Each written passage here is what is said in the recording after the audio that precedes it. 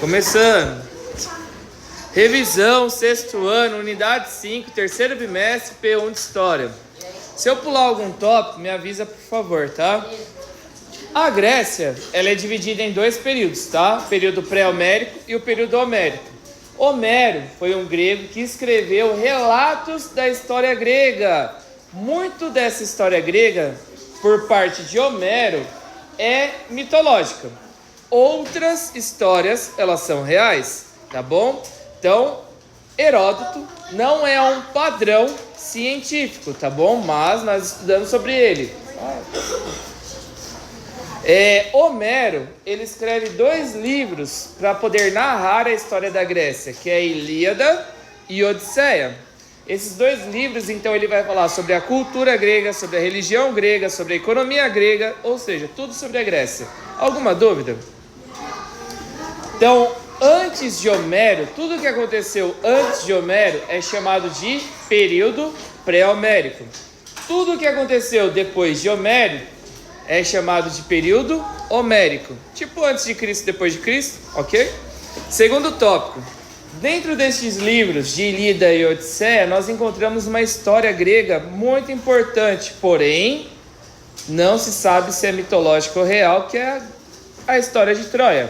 O que foi a história de Troia? Nós já aprendemos sobre ela, onde que os gregos tinham uma relação muito grande com Troia, que é uma cidade fora da Grécia, onde que os gregos, neste comércio, eles acabam tendo uma confusão muito grande. O príncipe de Troia, ele se apaixona por Helena, considerada uma semideusa por conta da sua beleza gigantesca. De acordo com a mitologia grega, é a mulher mais linda que pisou sobre a terra. O príncipe de Troia, ele se apaixona pela princesa Helena, que já tinha marido. E no caso, os dois acabam fugindo para Troia, em uma dessas viagens de relações comerciais.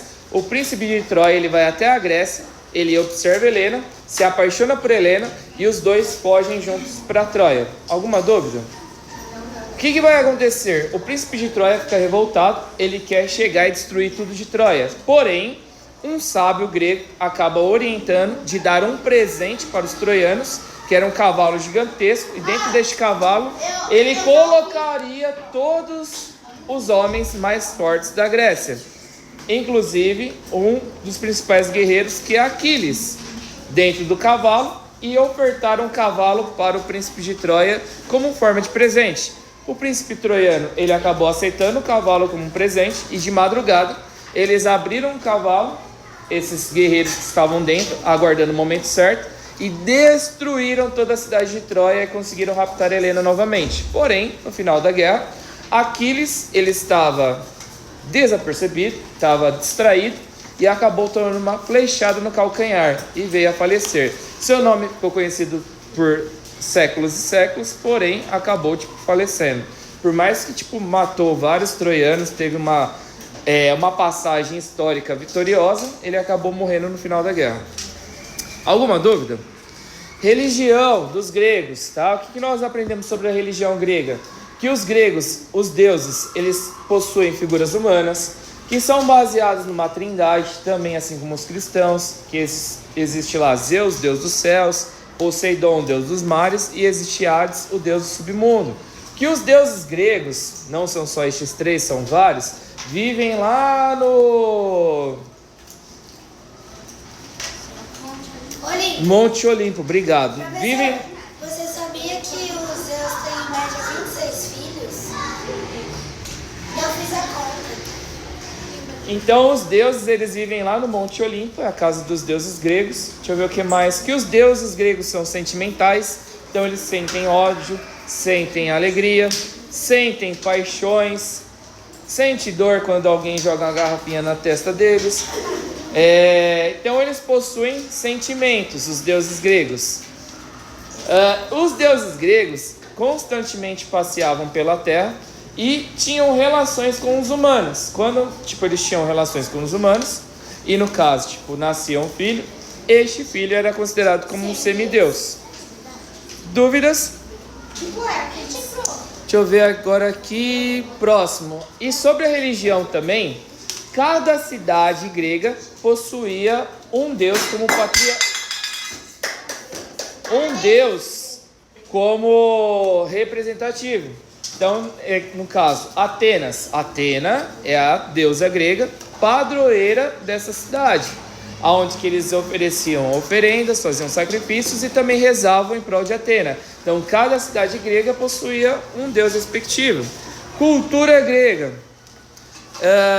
Sobre a cultura grega, nós aprendemos que os gregos foram os inventores do teatro, onde que o teatro era baseado na comédia e na tragédia, onde que a comédia era uma crítica aos governos, uma crítica à sociedade, e no caso, a tragédia era uma encenação com base em relacionamentos amorosos. Filosofia, que é o amor à sabedoria. Também as bases da filosofia e até as bases da educação são gregas. Grandes educadores surgiram lá, como Sócrates, Aristóteles, Platão. Então, grandes pensadores que até hoje nas universidades, no ano de 2023, nós estudamos sobre eles, lá na Grécia, desde 2000 anos atrás, praticamente. Depois, os esportes. A Grécia também deu a base aí para grande parte dos esportes, onde surgiram as Olimpíadas, surgiram lá na Grécia. Lembrando que eles paravam tudo por conta das Olimpíadas a cada 4 anos. Nas Olimpíadas as pessoas tinham uma motivação a mais de participar, porque os vencedores das Olimpíadas, eles acabavam sendo considerados como semideuses. Então, vencer as Olimpíadas era também ter um upgrade no seu status social, ou seja, você ficava famosinho agora. As Olimpíadas também, elas serviam para poder fazer homenagens aos seus deuses. Tá aqui. Então as Olimpíadas serviam para poder fazer homenagem aos seus deuses. Deixa eu ver o que mais. Acho que até aí tá bom. Contribuições gregas. Por que é importante estudar sobre a Grécia? Por vários motivos. Um motivo, democracia.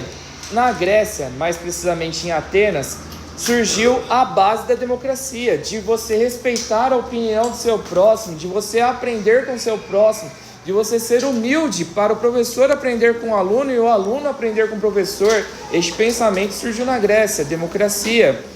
Na Grécia também é importante para nós a medicina. Antes eles acreditavam em muitas mitologias, acreditavam em muitas superstições, tá? Tipo, leite com manga, se você comer você vai passar mal. Então, tipo, lá na Grécia eles começaram a quebrar essas superstições. É até uma contradição, né? Porque a mitologia grega é tanto de superstição, né? Mas enfim, eles começaram a fazer experimentos científicos. Não, vamos fazer experimentos científicos. Será que essa pessoa morreu porque um Deus quis? Ou morreu por conta que essa pessoa ela acabou tendo uma vida totalmente errada que levou ela à morte? Então eles começaram a criticar esse tipo de coisas. O quê? Só os deuses dependendo do doce. A pessoa é imortal? Não, só os deuses dependendo do doce.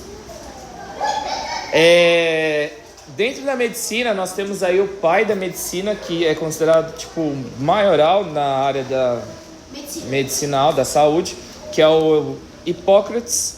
Hipócrates de Cos, até hoje na medicina fazem juramento com base no Hipócrates de Cos, de respeitar a vida, de respeitar a ciência, no caso na medicina. Outra coisa de contribuição grega para nós é a história. Também até parece contradição, mas enfim, surgiu lá.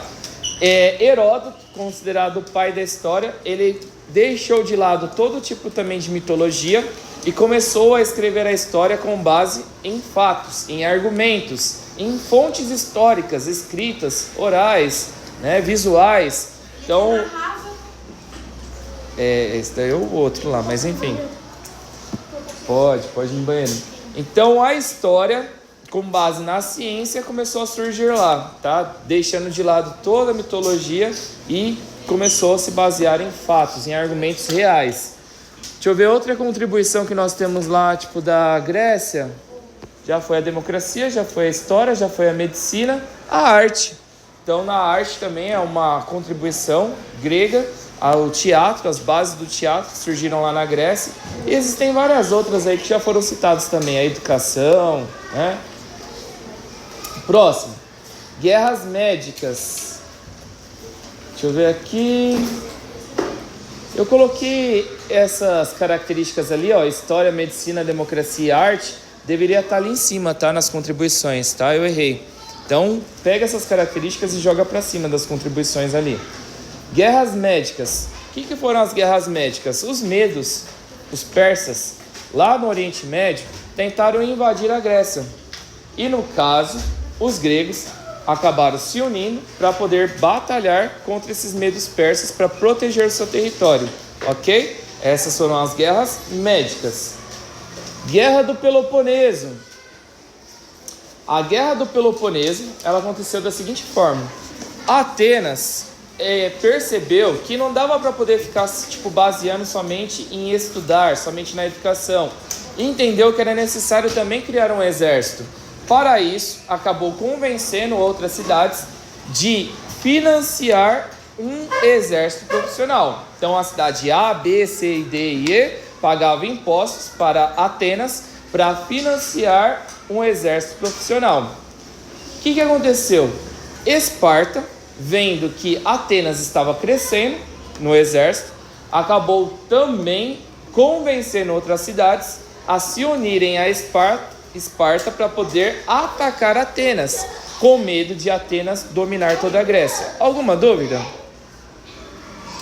Então os espartanos fundaram a Liga do Peloponeso para contra-atacar a Liga de Delos. Liga de Delos, Atenas e as suas cidades, Liga Espartana, Liga do Peloponeso, Esparta e as outras cidades que se uniram para poder atacar Atenas. Alguma dúvida? Então a Guerra do Peloponeso durou cerca de 27 anos. E a Guerra do Peloponeso ela foi muito prejudicial, porque muitos gregos morreram durante essas batalhas, que eram interrompidas apenas pelas Olimpíadas. Então a Grécia, que antes tinha muitas pessoas, acabaram tendo sua população diminuída de uma forma gigantesca, trágica. E isso deu uma abertura para que outros povos invadissem os gregos. A exemplo, Alexandre o Grande da Macedônia. Com a Grécia enfraquecida, Alexandre o Grande viu aí uma oportunidade de invadir a Grécia e dominar todo esse território e expandir depois para a África, a Ásia e a Europa todo o seu domínio. E por último, para a gente poder finalizar, educação. A educação em Atenas era diferente da educação em Esparta. Em Atenas, a educação tinha como objetivo formar homens, somente homens, que estudassem a filosofia, a arte, a história, a ciência, a geografia.